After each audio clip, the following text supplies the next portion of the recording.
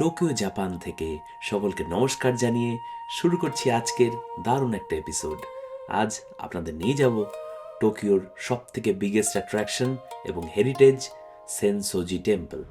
হ্যাঁ, তার সাথে থাকছে অনেক খাবার দাবার। আর তারপর নিয়ে যাব আপনাদের মেইজি শ্রাইন।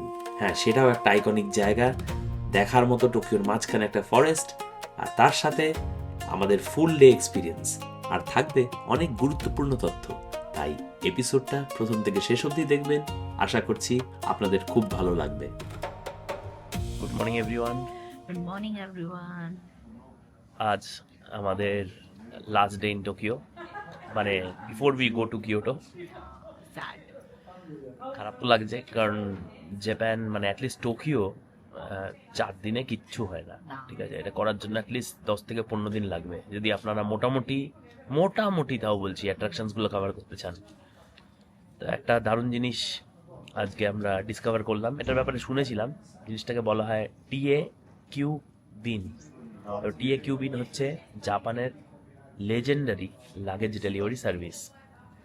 আপনাদের কাছে যদি লাগেজ থাকে, যেরকম সবারই থাকবে, ট্যুরিস্ট হিসাবে তো সবার কাছেই লাগেজ থাকে, আমাদের কাছে থাকবে। আমাদের কাছে 2টো মিডিয়াম সাইজ ট্রলি আছে, বাট ডেফিনেটলি এখান থেকেও আপনারা কিছু কেনাকাটা করবেন। সেগুলো কেনাকাটা করার পর তো আরেকটা ট্রলি বাড়বে বা কিছু না কিছু একটা হবে। এবার আমাদের কালকে ট্রাভেল আছে শিনকানসেনে, মানে বুলেট ট্রেনে করে কিয়োটো যাব আমরা। বুলেট ট্রেনে লাগেজ আমরা নিতে পারবো, ওইখানে ফিট হয়ে যাবে উপরে, আমাদের গ্রিন কারে বুক আছে। But problem is not that, problem হচ্ছে বেশিরভাগ রেলওয়ে স্টেশনে সিঁড়ি, এলিভেটর আমি খুব কম দেখেছি। এবার সিঁড়ি হওয়ার কারণে যেটা চাপ হয়ে যাচ্ছে প্রচণ্ড পরিমাণে, সেটা হচ্ছে যে হাঁটা, অত জিনিসপত্র নিয়ে হাঁটাহাঁটি করা খুব মুশকিল। তাই জাপানে এটা ওরা সবাই জানে এই জিনিসটা হয় বলে লাগেজ ডেলিভারি সার্ভিস একটা আছে। সব থেকে ইজি ওয়ে কোথা থেকে করবেন, কীভাবে করবেন, হোটেলের রিসেপশনে এসে জিজ্ঞাসা করবেন যে আমাদের এইখানে লাগেজ পাঠাতে হবে। কালকে আমরা যেখানে যাচ্ছি, আমাদের হোটেলের নাম হচ্ছে ডাইওয়া রয়নেট একিমাই প্রিমিয়ার, কিয়োটোতে স্টেশনের কাছেই হোটেল। এবার আমরা 2টো বড় বড় ট্রলি নিয়ে যাব না, আমরা আমাদের হ্যান্ড লাগেজ আর আজকে হয়তো একটা ট্রলি কিনে সেটা নিয়ে যাব। It will be light weight, তাই না? হ্যাঁ, নাহলে খুব অসুবিধা হয়। এক্স্যাক্টলি। আর যেহেতু এখানে স্টেশনে মানে যাওয়াটা, স্টেশনে এমনি হাঁটাটা এত মুশকিল, তো ইটস বেটার কি লাগেজগুলো আগে দিয়ে দাও। লাগেজ ডেলিভারি আর সার্ভিস এখানে এরা এটাই মানে বলে আর কি, মানে রেকমেন্ড করে কি লাগেজগুলো আগে দিয়ে দাও আর তোমরা খালি হাতে ফ্রিলি ট্রাভেল করো। Freely travel. আমাদের খালি হাত তো থাকবে না, কিন্তু আমাদের ছোট ছোট লাগেজ থাকবে। হ্যাঁ, ক্যামেরা ফ্যামেরা এসব থাকবে। বেটার আছে কি দিয়ে দিতে। হ্যাঁ, ইলেকট্রনিক্স আইটেমস, না। দামি জিনিসপত্র, ডকুমেন্টস, এগুলো কিছু লাগেজে অ্যালাউ হয় না। তো যেটা প্রসেস সেটা হচ্ছে যে আপনি রিসেপশনে যখন এসে বলবেন, আমরা যখন বললাম, ওরা একটা কিউআর কোড দিল। কিউআর কোডটা স্ক্যান করাতে ডিটেল চাইলো, আমি কোন হোটেলে থাকবো, কবে চেক ইন করবো, রিজার্ভেশন নাম্বার কি, অ্যান্ড অল দ্য ডিটেলস। আপনারা যদি বাই চান্স সেটা নাও করেন, রিসেপশনের আরেকটা ডেস্ক থাকে আমাদের এদিকে আছে লাগেজ ডেলিভারির জন্য, তারা আপনাকে হেল্প করবে। আপনারা যদি এটা আগের থেকে ফিল আপ করে আসেন, তাহলে স্পিড আপ দ্য প্রসেস, ওগুলো আর কিছু ফিল আপ করতে হবে না, কিউআর স্ক্যান করলে সব হয়ে যাবে। আর আপনাকে এরকম একটা রিসিপ্ট দেওয়া হবে যেটার মধ্যে সব মার্ক করা থাকবে। এবার এটার খরচা কত? এটা হচ্ছে পার ব্যাগ, মানে আমাদের মিডিয়াম সাইজ ট্রলি 140 সেন্টিমিটার মতো হয়েছে, সেইটা পাঠাতে আমাদের লাগছে, এক একটা ট্রলি পাঠাতে, মানে 2টো ট্রলি পাঠাতে টোটাল লেগেছে 4420 ইয়েন, মানে অ্যারাউন্ড $41-42 কাছাকাছি, অস্ট্রেলিয়ান ডলার্স। হ্যাঁ, এখন আপনারা সেই হিসাবে হিসাব করে নেবেন নিজেদের কারেন্সি অনুযায়ী যে কি কোনটা আপনাদের কি পড়ছে কত। কিন্তু আমার মনে হয় খুব কনভিনিয়েন্ট ব্যাপারটা, ফ্রিলি ঘোরা যাবে এই কারণে। তো আজকে আমরা দেখি কোথায় যাওয়া যায়, আমাদের টার্গেট নিয়েছি কিছু কিছু জায়গায় যাওয়ার, কতটা কভার করতে পারি। সঙ্গে থাকবেন, দেখাবো এরপর। শিনাগাঁও স্টেশনে একটা ক্যাফে চোখে পড়লো। ক্যাফেতে ভাবলাম একটু ঢুকে একটু কফি আর ব্রেকফাস্ট করি। কফিটা আমি বলবো না খুব ভালো ছিল, ব্রেকফাস্ট ওয়াজ অলসো ওকে, কারণ আমরা এর থেকে অনেক ভালো ব্রেকফাস্ট খেয়েছি জাপানে, আর কফিও স্টারবাকসে এর থেকে অনেক বেশি ভালো। আজ আমরা যাচ্ছি one of the most awaited attractions এখানে যেটা দেখাবো, টোকিও আসলে যেখানে যেতেই হয় সেটা হচ্ছে সেনসোজি টেম্পল। সেনসোজি টেম্পল হচ্ছে oldest Buddhist temple in Tokyo. এবার সেটা যাওয়ার জন্য শিনাগাওয়াতে একটা মজার ব্যাপার আছে, কনফিউশনও আছে। শিনাগাওয়াতে ইনিশিয়ালি আমরা যখন তাকানাওয়া এক্সিট দিয়ে ঢুকেছি জেআরে, আমাদের গুগল দেখিয়েছে কাইকু লাইনে ট্রেন নিতে। এবার আমরা তো সোয়াইপ করে ঢুকেছি আইসি কার্ড। কাইকু লাইনের যে ট্রেনটা আছে সেটা হচ্ছে অন্য মানে জেআর রুটে পড়ে না, তো সেম স্টেশনে দুটো আলাদা স্টেশন, এটা একটা কনফিউজিং ব্যাপার। আমাদের যেই নেক্সট গেটে ঢুকতে গেলাম কাইকুর জন্য আবার সোয়াইপ করতে গেলাম, এরার মারলো। আমাকে জিজ্ঞাসা করলাম ওখানে, ওরা বললো না এটা দিয়ে তো আপনারা যেতে পারবেন না, আপনারা যেতে গেলে আরও এক্সট্রা 140 ইয়েন কাটবে। এটা গতকালও হয়েছিল আমাদের, তা আজকে দেখলাম না অন্য আর অল্টারনেট রুট কি। তা আমরা তখন কাইহিন তোহুকু লাইনের জাপান রেলের ট্রেনটা নিলাম, যেইটায় আমাদের নামতে হলো কান্দা স্টেশনে। কান্দা স্টেশন এটা টোকিওর ঠিক পরের স্টপেজ কান্দা। এবার কান্দার থেকে আমাদের একটা সাবওয়ে ধরতে হবে, সাবওয়ে মানে মেট্রো ট্রেন। সেইখান থেকে আমরা যাব হচ্ছে আসাকুসা স্টেশন, সেইখানেই হচ্ছে, সেখান থেকে 5-7 মিনিটের ওয়াকে হচ্ছে সেনসোজি টেম্পল। চলুন আমাদের যেতে হবে এখন হচ্ছে নর্থ গেট।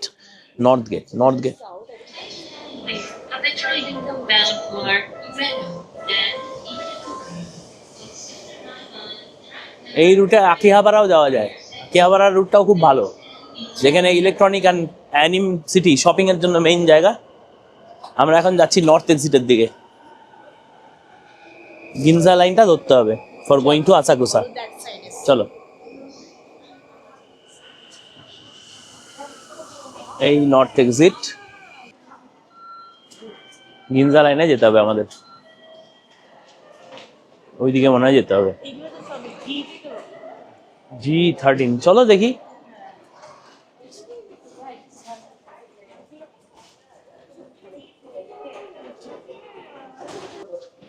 ট্রেন এসে গেছে, ট্রেন ইজ কামিং। ট্রেনটা খুব ফাস্ট চলছে। আমরা এখন গিনজা লাইনে যাচ্ছি, নামতে হবে আমাদের আসাকুসা স্টেশনে। বেশি ভিড় নেই যদিও, কিন্তু ট্রেনটা অতিরিক্ত ফাস্ট, জেআর ট্রেনের থেকে বেশি ফাস্ট। আমরা এসে পৌঁছালাম আসাকুসা স্টেশনে।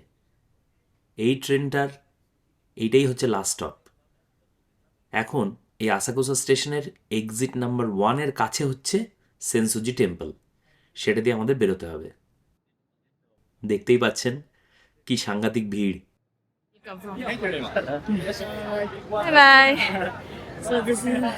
এখানে রিক্সা সার্ভিসও আছে, রিক্সাগুলো যে যাচ্ছে না, এখানে টানা রিক্সা এখানেও আছে। কলকাতাতে শুধু একমাত্র টানা রিক্সা নেই, এখানে এসে দেখলাম এখানেও টানা রিক্সা আছে, হাতে টেনেই নিয়ে যাচ্ছে। ও বাবা, তাহলে আমাদেরকে উঠাতে পারবে না। চলো, এটা 100 এখান থেকে 100 মিটার দূরে। That's nice. চলো যাই। এইখানে রিক্সা যেমন চলে সেরকম একটা কমার্শিয়াল ট্যুরিস্ট স্পটে যেই সব জিনিসপত্র পাওয়া যায় এখানে সবই মোটামুটি অ্যাভেলেবেল। জায়গাটার ভিড় দেখেই বুঝতে পারছেন যে এটা one of the most visited places. এই দিকেও অনেক রিক্সা কিন্তু দাঁড়িয়ে আছে। আমরা আগে যাব। টেম্পলে ঢোকার মুখেই দেখছি কিমোনো রেন্টালের জন্য এনারা দাঁড়িয়ে আর স্মাইল দিয়ে আপনাকে ওয়েলকাম করছে। এটার পাশেই হচ্ছে মেইন গেট, সেনসোজি টেম্পলের কামিনারিমন গেট। এইটা the gate of the wind god and the thunder god. আর সামনে যে ল্যান্টার্নটা দেখছেন সেটাও একটা আইকনিক জিনিস। সেটার ওজন হচ্ছে 700 কিলোস আর one of the largest lanterns. Main gate দিয়ে ভেতরে ঢোকার পর যেটা দেখতে পাচ্ছি, প্রচুর মানুষের ভিড় এবং একটা বাজারের মতন এরিয়া, যেখানে প্রচুর দোকান সুসজ্জিতভাবে আছে। এদিক দিয়ে যেতে হবে মেইন টেম্পলের প্রাঙ্গণে। তাই চলুন আপনাদের নিয়ে দেখাই। সেনসোজি টেম্পল তৈরি হয়েছিল 645 AD-তে, সেজন্যই এটা ওল্ডেস্ট টেম্পল ইন টোকিও। এই জায়গায় অনেক রকমের দোকান পাওয়া যাচ্ছে, বিভিন্ন রকম সুভেনিয়ার্স এবং ট্রেডিশনাল অনেক ধরনের খাবারগুলো ট্রাই করে দেখাই যেতে পারে। সুভেনিয়ার্স এইখানে হয়তো ওভারপ্রাইসড হবে, যেহেতু একটা ট্যুরিস্টের ডেস্টিনেশন। এটা বিভিন্ন জিনিসের মধ্যে আমাদের একটা দারুণ জিনিস চোখেও পড়লো। এই দেখুন, এখানে চটিও বিক্রি হচ্ছে।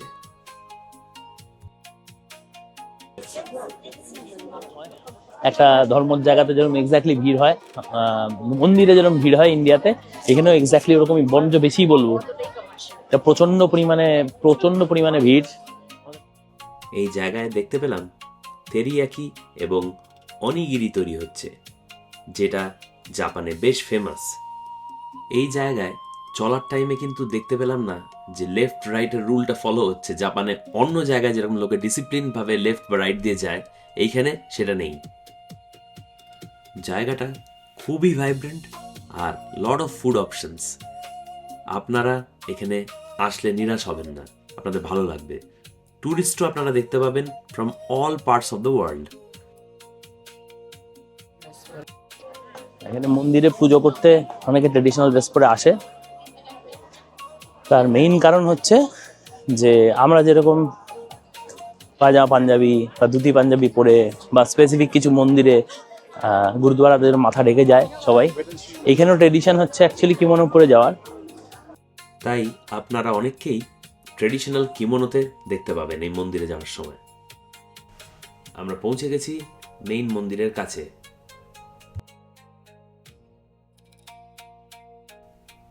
এদিক দিয়ে এগোলেই আমরা দেখতে পাবো main entrance to the temple. ভেতরে পুজো হচ্ছে, এটা মার্সি গডের অ্যাকচুয়ালি মন্দির। সেনসোজি টেম্পল করুণার দেবী কানানের উদ্দেশ্যে উৎসর্গীকৃত। প্রায় 1400 বছরেরও বেশি পুরনো এই মন্দির আজও জাপানের অন্যতম গুরুত্বপূর্ণ আধ্যাত্মিক ও সাংস্কৃতিক নিদর্শনের এক প্রতীক। মেইন গেট পেরিয়ে নাকামিসে স্ট্রিট ধরে এগিয়ে এলে আমরা পৌঁছে যাই হোজোমান গেটে। এই গেটের দুই পাশে দাঁড়িয়ে আছেন ভয়ঙ্কর চেহারার নিও গার্ডিয়ান দেবতারা, যারা বৌদ্ধ ধর্মে মন্দিরের রক্ষক হিসেবে পরিচিত। একজনের মুখ খোলা, যিনি আগিও নামে পরিচিত, আর অন্যজনের মুখ বন্ধ, যিনি উনগিও নামে পরিচিত। তারা সৃষ্টি ও সমাপ্তির প্রতীক এবং বিশ্বাস করা হয় যে তারা মন্দিরকে অশুভ শক্তির হাত থেকে রক্ষা করেন। মন্দিরের পবিত্র অংশে প্রবেশের প্রতীক হচ্ছে এই ব্ল্যাক ল্যান্টার্ন।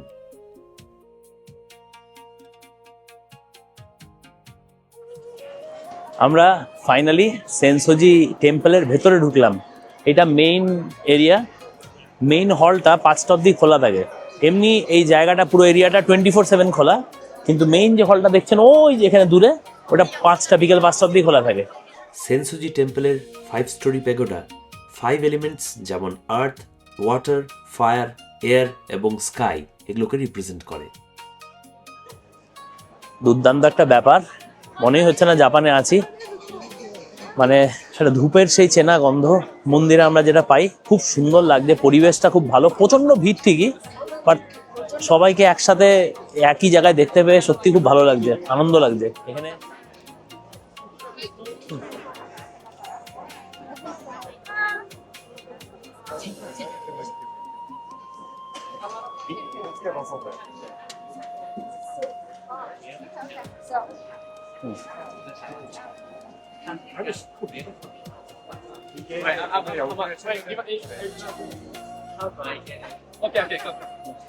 এই জায়গায় হাতটা ধুতে হবে সবাইকে, ইম্পর্টেন্ট ট্রেডিশন।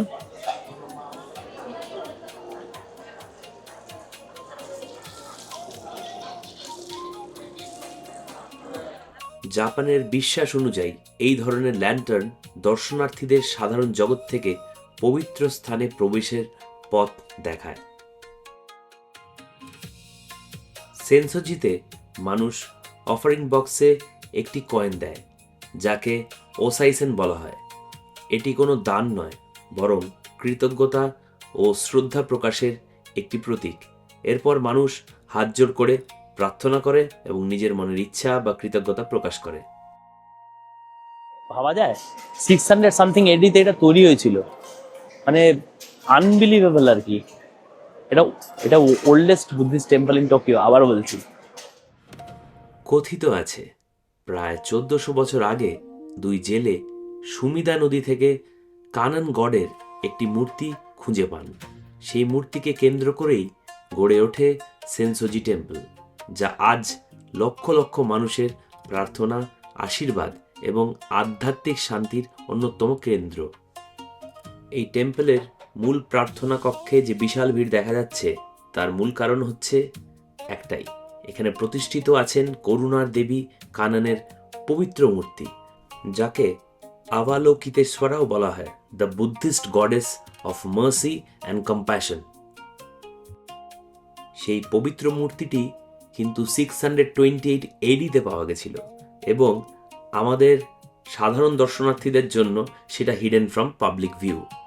যদিও আমরা মূর্তিটি দেখতে পাই না, তবুও এখানকার শান্ত পরিবেশ এবং মানুষের বিশ্বাসী সেনসোজি টেম্পলকে জাপানের অন্যতম গুরুত্বপূর্ণ ধর্মীয় স্থান হিসেবে গড়ে তুলেছে।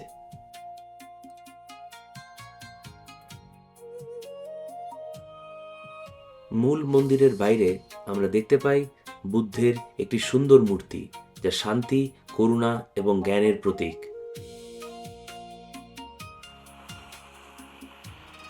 পাশের মনোরম জলাশয়তে রঙিন কই মাছকে দেখা যায়। জাপানি সংস্কৃতিতে কই মাছ সৌভাগ্য, অধ্যবসায় এবং সাফল্যের প্রতীক হিসেবে বিবেচিত হয়।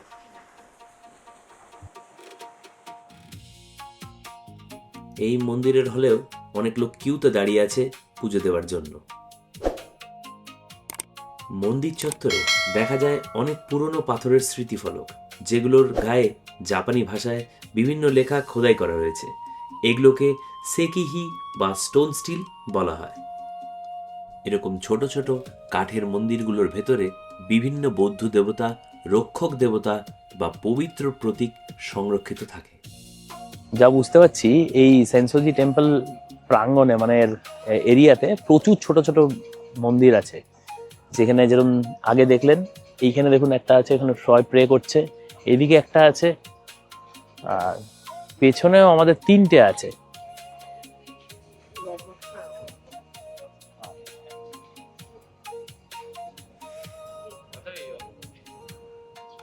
এর সাথে অনেক ইতিহাস জড়িয়ে আছে, অনেক হিস্টোরিক্যাল ব্যাপার, মানে 600 সামথিং AD-তে হয়েছে, মানে বিশাল ব্যাপার। যদিও এগুলো আকারে ছোট, তবুও স্থানীয় মানুষের কাছে এগুলোর ধর্মীয় গুরুত্ব অত্যন্ত বেশি। অনেক সময় শত শত বছর ধরে এই ধরনের ছোট উপাসনালয় মন্দির চত্বরে সংরক্ষিত হয়ে আসছে।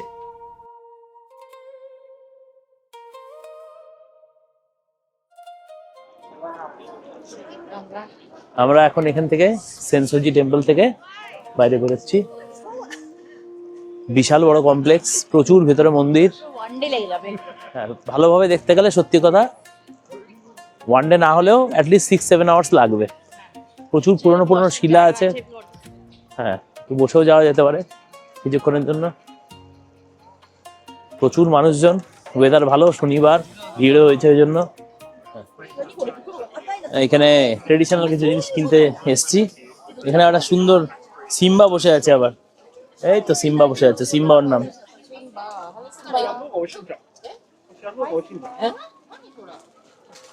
এখানে সুইট রেড বিনস মোচি পাওয়া যাচ্ছে, একটা ট্রাই করে দেখি কিরম খেতে।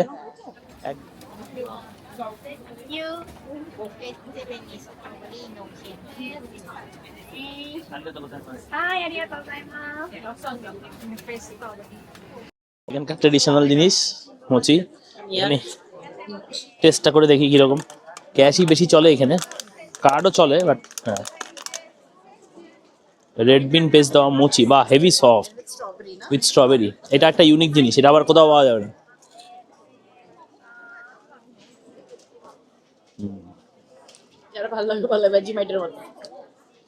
বড্ড মিষ্টি, স্ট্রবেরি দিয়ে খেলে খুব ভালো লাগছে, মিক্স করে খেলে খুবই ভালো লাগছে। যেটা অসীম হাক্কাইতে আমরা খাইনি, সেটা হচ্ছে গ্রাস দিয়ে রাইস কেক দিয়ে বানানো। এটা just rice cake, strawberry paste আছে, কিন্তু চালের তৈরি। 1 স্ট্রবেরি ক্যান্ডি।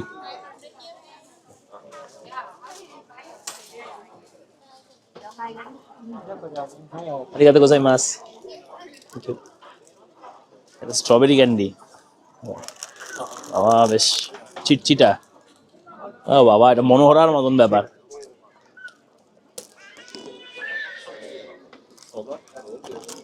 পুরো চিনি উপরটা, বাকিটা রিমাই খাবে। অনেক হাঁটার পর টেম্পলের পাশেই একটা রেস্টুরেন্টে গিয়ে আমরা ঢুকলাম, কারণ লাঞ্চ করতে হবে। কিন্তু এনাদেরকে আমি বুঝিয়েই উঠতে পারছি না আমি কি এক্স্যাক্টলি চাইছি। দেখুন, আপনাদের দেখাবো। 桜エビと、あれ ও sakura, I think this is sakura. エビ。 sakura エビ。 ebi means 桜エビってなんで説明したの？ it's fine, you can give me this one. Only fish. おこれもオンリーフィッシュよ。 Oh, this is only fish? No, this is salmon tuna and 何が入ってるかは、そうの traditional একটা রেস্টুরেন্টে আসলাম। রেস্টুরেন্টটার famous হচ্ছে tempura, কিন্তু sakura shrimp tempura যেটা এখানে এখন seasonal, সেটা এখন sold out. Order করেছিলাম, বোঝাতে গিয়ে মোটামুটি আমার জিভ জড়িয়ে যাওয়ার মতন অবস্থা। গুগল ট্রান্সলেট খুলে খুলে দেখাচ্ছি এটা চাই এটা চাই, ওরা বুঝতে পারছে না। レストランエクスペンシブだね。 রেস্টুরেন্টে খেতে গেলে এখানে ভালোই কস্ট। সাশিমির দাম যেরকম, স্যামন সাশিমি অর্ডার করা হয়েছে, ক পিস দেবে জানি না, 1 পিসও দিতে পারে, 2 পিসও দিতে পারে। এবার ওইটাতে বলছে দাম হচ্ছে 1720, মানে $17 ইন অস্ট্রেলিয়ান, কাইন্ড অফ 15 থেকে $17। আর আরেকটা হচ্ছে অর্ডার করেছি আমরা স্পেশাল শ্রিম্প রাইস। এবার ওটার মধ্যে শ্রিম্প আর কিছু ফ্রাইড রাইস থাকবে, সেটা 4700 ইয়েন। মানে এইটা একটা কারণ হতে পারে, সেন্সোজি টেম্পলের একদম লাগানো বলে হয়তো দাম বেশি।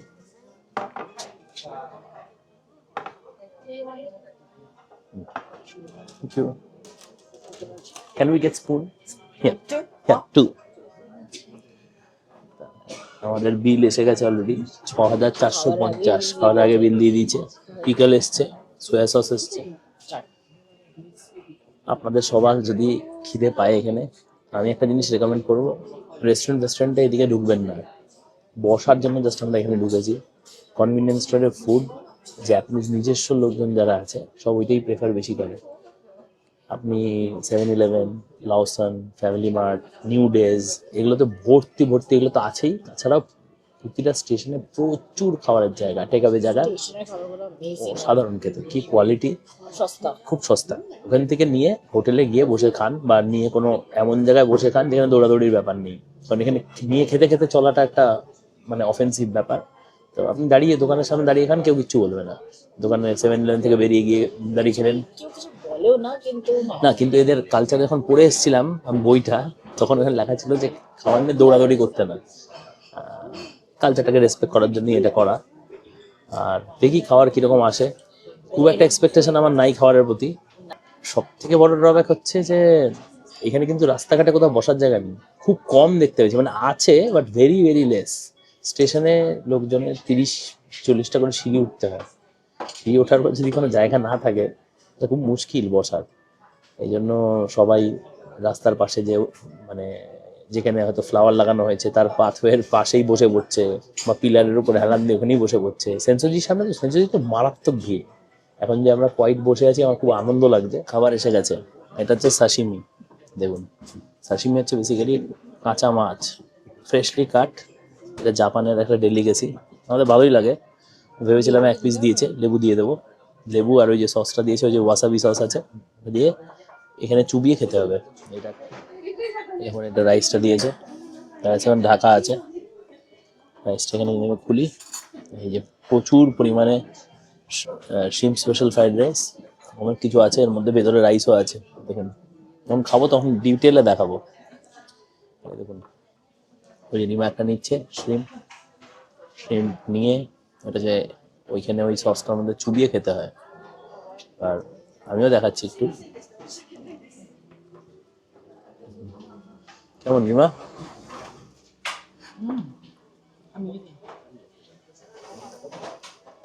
আমার খুব ভালো লাগছে। আমি এখান থেকে জাস্ট একটা নিচ্ছি পিস, এইখানে একটু চোবাচ্ছি। ওইটা হচ্ছে সসটা এদের, এটা হচ্ছে সাশিমি সস, এখান থেকে তুলে খেতে হবে। ওয়াসাবি,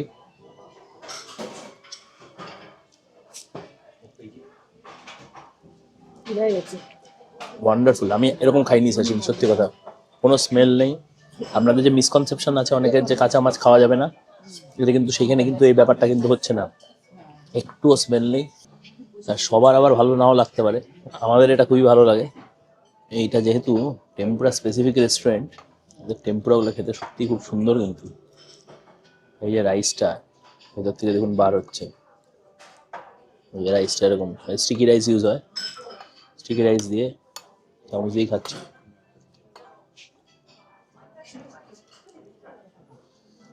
টেম্পুরাটা দেখি, ওই পড়ে যেতে গেছিল।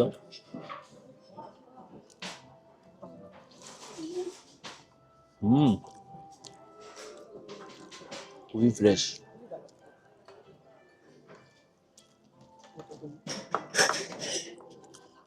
প্রথমে যেরকম এক্সপেকটেশন ছিল, ওরা ভাষা বুঝতে পারছিল না, আমাদের আরো অনেক অনেক খাবার নিতে বলছিল। আমার মনে হয় এটা রাইট ডিসিশন, এই দুটো dish enough for 2 people. Sashimi খেয়ে পেট ভরে গেছে মোটামুটি। মানে স্টার্টার হিসাবে এটা আপনি খেতে পারেন।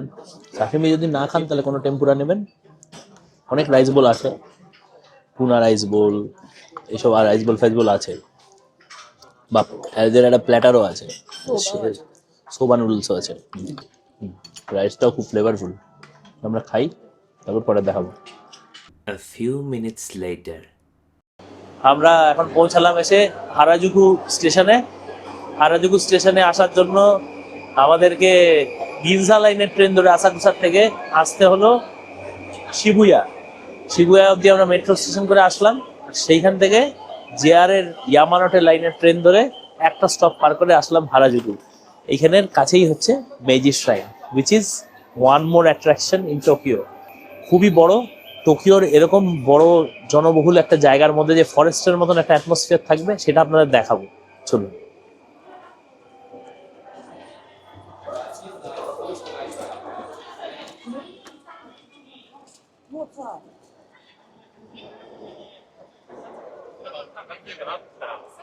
আমরা পৌঁছে গেছি one of the biggest attractions, Harajuku স্টেশনের একদম সাথে লাগানো মেইজি শ্রাইন। রাইট সাইডে যে বিশাল গেটটা দেখা যাচ্ছে, সেটাই টোরি গেট টু এন্টার। টোকিওর ব্যস্ত নগর জীবনের মাঝখানে প্রায় 170 একর সবুজ অরণ্যের মধ্যে লুকিয়ে রয়েছে মেইজি শ্রাইন, যা এম্পারার মেইজি এবং এমপ্রেস শোকেনের স্মৃতির উদ্দেশ্যে নির্মিত জাপানের অন্যতম গুরুত্বপূর্ণ শিন্টো শ্রাইন। 1920 সালে প্রতিষ্ঠিত এই শ্রাইন শুধু একটি ধর্মীয় স্থান নয়, বরং আধুনিক জাপানের জন্মের সঙ্গে জড়িয়ে থাকা ইতিহাসের একটি গুরুত্বপূর্ণ অংশ। One of the famous attractions in Tokyo. মেইজি শ্রাইনের এই যে গেটটা দেখতে পাচ্ছেন, পুরোটা কাঠের তৈরি, সাংঘাতিক ব্যাপার। বিশাল কাঠের তৈরি টোরি গেট পেরিয়ে যখন আমরা গাছপালায় ঘেরা পথ ধরে এগিয়ে যাচ্ছি, তখন মনে হয় যেন শহরের কোলাহল থেকে সম্পূর্ণ অন্য এক শান্ত জগতে আমরা প্রবেশ করছি। জায়গাটা খুবই পিসফুল এবং খুবই কোয়াইট। আপনাদের যদি টোকিওর ব্যস্ততম জায়গার থেকে একটু শান্তির প্রয়োজন হয়, তাহলে ডেফিনেটলি মেইজি শ্রাইন আসুন, আপনাদের ভালো লাগবে। এই জায়গায় রোদও আসছে না বেশি, বিকেলে আসলে মনে হয় ভালোই ব্যাপার। 5:50 নাকি এখন বন্ধ হচ্ছে, যা জানলাম ইন্টারনেট ঘেটে। হাঁটা আছে অনেকটা, রাস্তাটা দেখুন অনেকটাই দূর।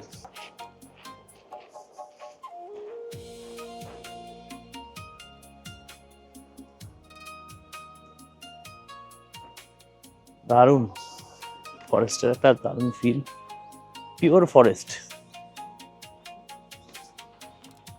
সাংঘাতিক ব্যাপার।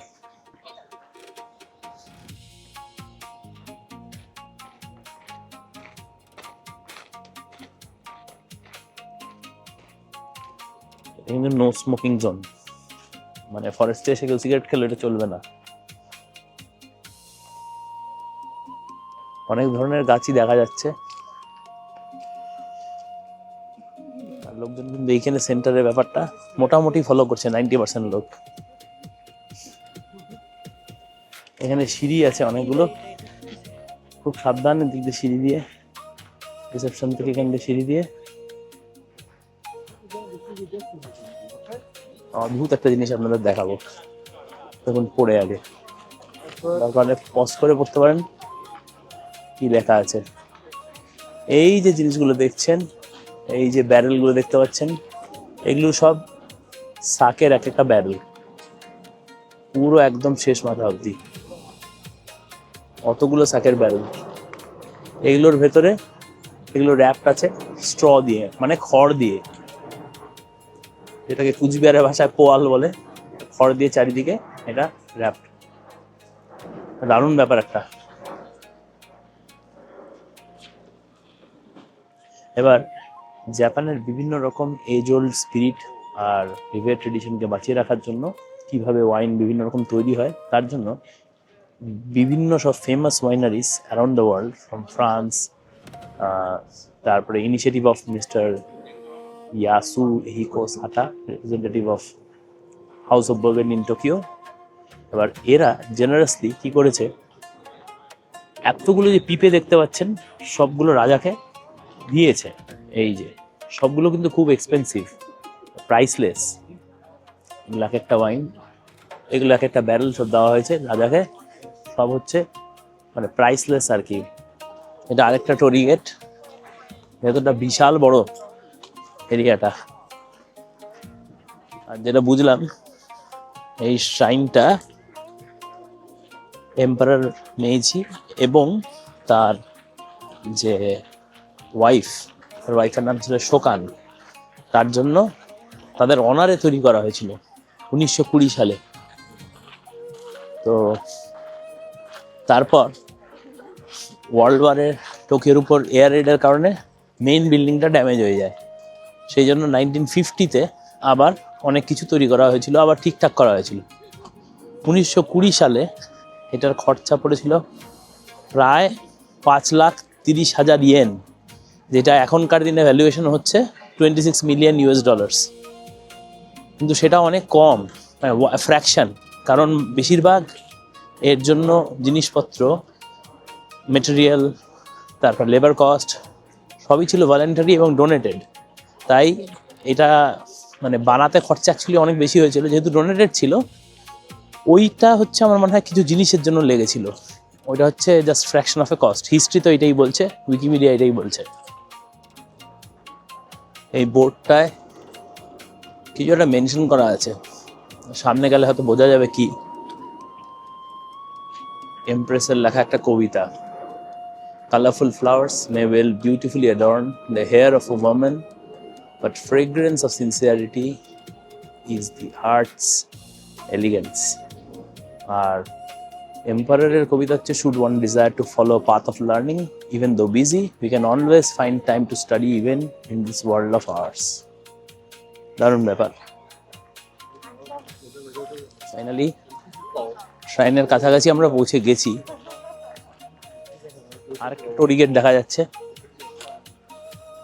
লক্ষ্য করবেন এই সব টোরিগেট গুলো কিন্তু অরেঞ্জ কালার না, কাঠের দিয়ে একদম স্ট্রাকচারালি তৈরি করা, পিওর উডের, কিন্তু কোনো কালার দেখতে পেলাম না। কারো যদি জানা থাকে কেন ওগুলো কালারফুল না, প্লিজ কমেন্টে জানাবেন। এই জায়গায় প্রেয়ার অফার করার আগে আমাদেরকে হাতটা ধুতে হবে।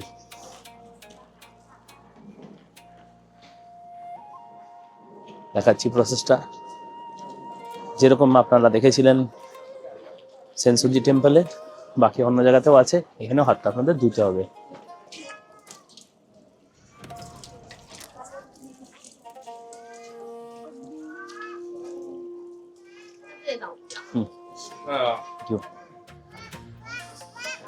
হাত মুখ দুটোই ধুতে হয়।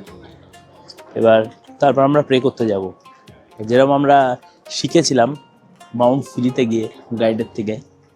দুবার বো, আচ্ছা, তারপরে হচ্ছে দুবার ক্ল্যাপ, তারপর আরেকবার বউ, তারপর প্রণাম। এখানে আবার বউ করতে হয় ঢুকতে গেলে প্রতিটা টোরি গেটে আইডিয়ালি। এই দেখুন কি সুন্দর,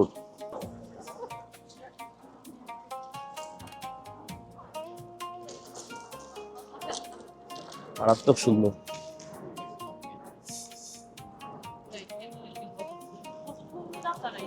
মেন বিল্ডিং এর এটা খুব সুন্দর জায়গা।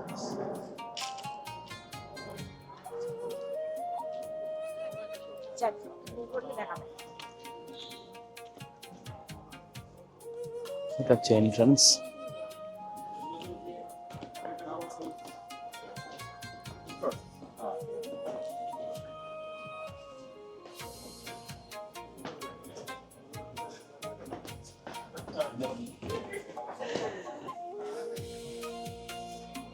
এটা মেন প্রাঙ্গণ শাইনের, বিশাল এরিয়া।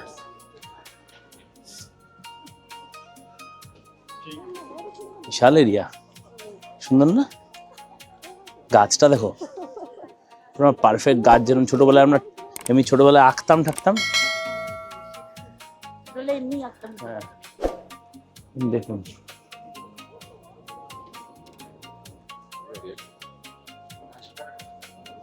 বিরাট বড় কমপ্লেক্স মেইজি শ্রাইন।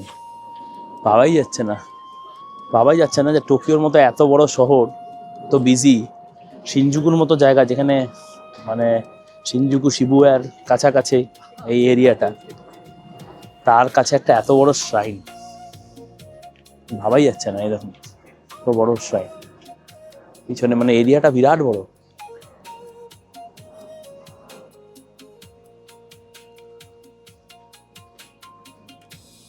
খুব পিসফুল, খুবই পিসফুল। যেটা যেরকম বলছিলাম, এই যে শ্রাইনটা, এটা তৈরি করা হয়েছিল এম্পারার মেজি এবং তার ওয়াইফ শোক্যান, এদেরকে অনার করে।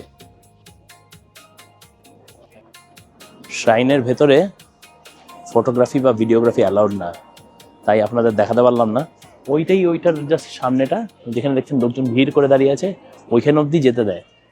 ওখান থেকে প্রে করার জন্য একটা কয়েন ড্রপ করতে হয়। কয়েন ড্রপ করার পর দুবার প্রথমে বো করতে হয়, তারপর দুবার ক্ল্যাপ করতে হয়, তারপর আবার একবার বো করতে হয়, তারপর প্রণাম করে আপনি অফার করতে পারেন। এইটাই হচ্ছে 2-2-1, যেটা আমরা শিখেছিলাম মাউন্ট ফুজিতে, শ্রাইনে কীভাবে প্রে করে। খুব ভালো লাগলো, খুবই সুন্দর পরিবেশ। গাছটাও হোলি কোনো জিনিস, সবাই প্রণাম করছে।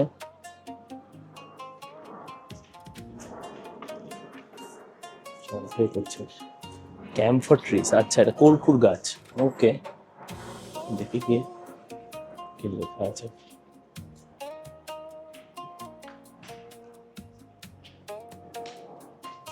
সেক্রেট গাছ ক্যাম্ফর ট্রিটা। এই যে গাছটা যেটা আপনি দেখতে পাচ্ছেন, দুটোই হচ্ছে কর্পূর গাছ।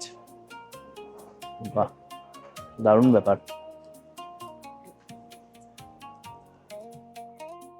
অসাধারণ এই শ্রাইনটিতে বেশ কিছুটা টাইম কাটানোর পর আমরা এখান থেকে এখন বেরোবো। মেইজি শ্রাইনে আমরা সিঁড়ির উপরে বসেছিলাম, অনেককে দেখে অনেকেই বসেছিল, কারণ পা বেশ ব্যথা করছে, অনেকটা হাঁটা। এবার ওরাই এসে খুব পোলাইটলি এসে বলে গেল যে বসা শুধু বেঞ্চে, এখানে প্লিজ বসবেন না। সবাই উঠে গেল, আমরা উঠে গেলাম। শ্রাইন ক্যাম্পাসের মধ্যেই একটা ফুড কোর্ট টাইপের জায়গা আছে ক্যাফের পাশে, সেইখানে এসছি। অনেক কিছুই পাওয়া যাচ্ছে। তা এমন জিনিসের আমি খোঁজ করছিলাম যেটা আমরা এখন অবধি খাইনি। এখানে একটা জিনিস পেলাম, সেটাকে বলা হয় ইউজুটি। ইউজুটি হচ্ছে এখানকার জাপানিজ ম্যান্ডারিন দিয়ে চা, আর টাকোয়াকি, যেটা মেইনলি ওসাকাতে famous, but still we didn't try till now in Japan. Takoyaki হচ্ছে অক্টোপাস বল। এই দেখুন, এই হচ্ছে টাকোয়াকি, আর এই হচ্ছে ইউজুটি। দেখতে কেমন দেখাচ্ছি, কালারটা অরেঞ্জ, মানে বুঝতেই পারছেন অরেঞ্জেরই হবে। এটা হচ্ছে সেই জিনিস। দিনটা আজকে সত্যি দারুণ কাটলো। মেইজি শ্রাইনের এই যে ফুড কোর্টের থেকে যে খাবারটাও খেলাম আমরা শেষে, সেটাও একটা দারুণ এক্সপিরিয়েন্স। আশা করছি আপনাদের আজকের টোটাল এক্সপিরিয়েন্সটা খুব ভালো লেগেছে। আজ এখানেই শেষ করছি। পরবর্তী এপিসোডে আপনাদের সাথে দেখা হবে, যেখানে আমরা শেয়ার করব আমাদের বুলেট ট্রেনের এক্সপিরিয়েন্স। আপনাদের অনেক ধন্যবাদ জানাচ্ছি এপিসোডটা দেখার জন্য। আপনাদের যদি আমাদের কাজ ভালো লেগে থাকে প্লিজ লাইক, শেয়ার এবং সাবস্ক্রাইব করবেন, তাহলেই আমরা মোটিভেশন পাবো আরও ভালো কন্টেন্ট নিয়ে আসবো আপনাদের জন্য।